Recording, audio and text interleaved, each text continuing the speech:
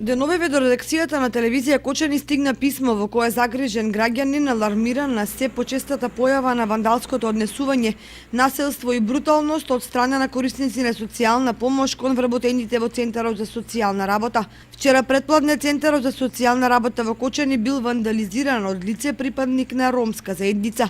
Лицето насилно влегло во установата и скршило еден од прозорците, поголем дел од компјутерската опрема и други предмети во 3 канцеларии, вклучувајќи ја канцеларијата на директорката.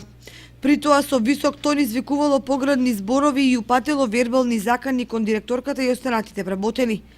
Вработените биле принудени да се заклучат во своите канцеларии за да избегнат физичка пресметка.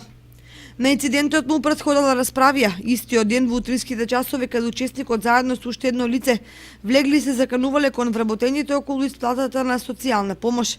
Целиот чин траел 20 на минути, пошто насилникот ја напустил установата пред да може полицијата воопшто да интервенира.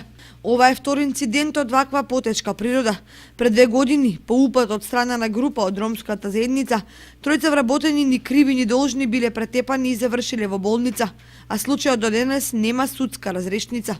Останува нејасно зошто ресорното Министерство за труд и социјала и општинските служби не најдоа за потребно да покренат постапка овие учесници да добијат соодветна казна и да ги заштитат вработените и да излезат во одбрана на правото на безбедноста на вработените во социјалните центри.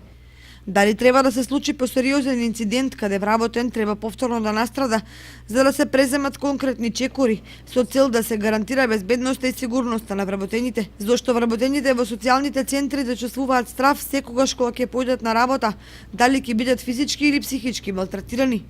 Зачудува тоа што овие инциденти се премолчуваат и вработените буквално се препуштени сами на себе, а напаѓачите се охрабруваат.